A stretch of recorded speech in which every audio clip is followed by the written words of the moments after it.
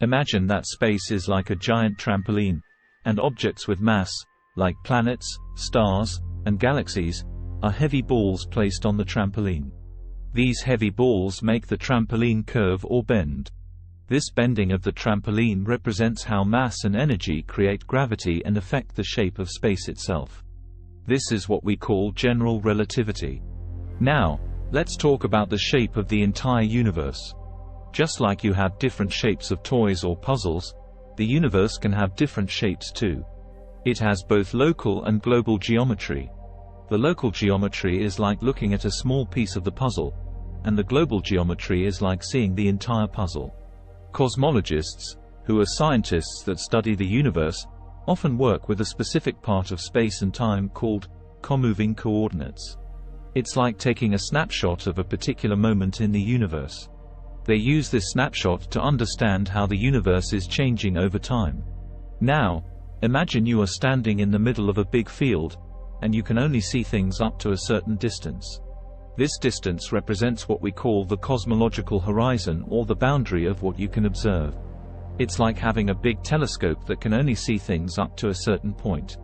Beyond that point, things are too far away for us to see. The cosmological horizon depends on the age of the universe, which is like the time since the universe began. It tells us how far particles, tiny bits that make up everything, could have traveled to reach us during that time. It separates the parts of the universe that we can see from the parts we can't see yet. Scientists use an important parameter called the density parameter, represented by the Greek letter omega, to understand how the universe will evolve in the future. It tells us how much matter there is compared to a critical value. This value helps us determine the shape of the universe. Based on observations from space missions like COBE, WMAP, and Planck, scientists believe that the universe is really big and has been around for a long time. They use models called FLRW models to describe it. These models support the idea of inflation, which explains how the universe expanded rapidly after the Big Bang. In these models, the universe is described as flat and the same everywhere, homogeneous.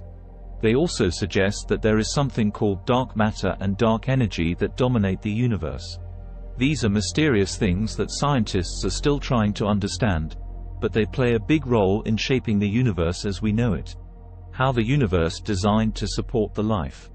The fine-tuned universe hypothesis is an idea that suggests the conditions necessary for life to exist in the universe are incredibly specific. It proposes that certain fundamental physical constants must fall within a very narrow range of values for life, matter, astronomical structures, and elemental diversity to emerge and develop as we observe them.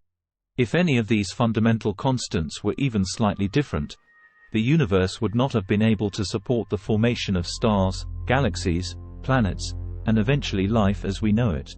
This hypothesis raises questions about why the universe seems to be set up in such a way that it allows life to flourish. The idea of a fine-tuned universe is a topic of discussion among various groups, including philosophers, scientists, theologians, and proponents of creationism. Some argue that this fine-tuning is evidence for the existence of a creator or designer who carefully set the values of these fundamental constants to allow life to emerge. However, it's important to note that the question of whether the universe is truly fine-tuned or if it's simply a result of natural processes is a subject of ongoing debate among experts. The scientific community continues to explore and investigate this hypothesis, considering alternative explanations and theories. The composition of the universe, how the universe is formed and with what. Imagine the universe is like a giant puzzle made up of different things. Most of the puzzle pieces are something called dark energy, dark matter, and ordinary matter. These are like the main ingredients that make up the universe. There is also something called electromagnetic radiation, which is like light and other types of energy. And there's even a special type of matter called antimatter. Now, here's something really interesting. The amounts of these different pieces in the universe have changed over time. The total amount of electromagnetic radiation has actually decreased over the past 2 billion years.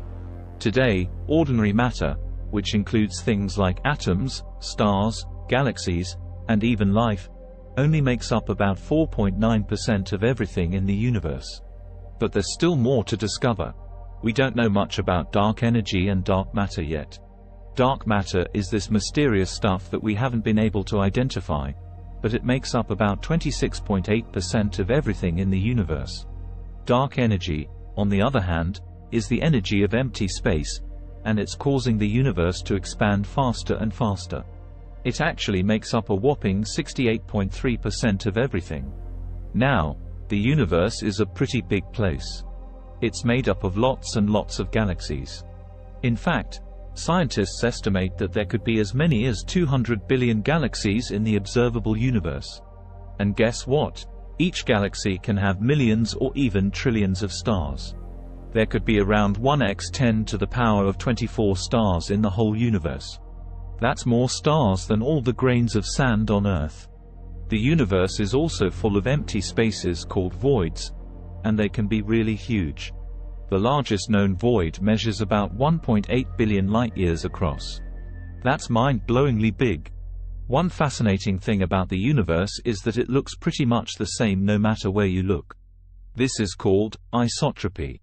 It means that if you were standing in any spot in the universe and looked around, things would appear pretty similar in all directions.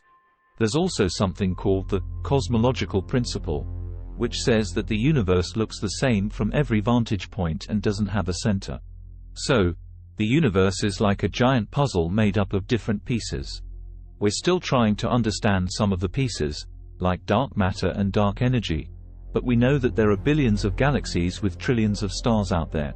It's an amazing and mysterious place. Thank you. Please like and subscribe.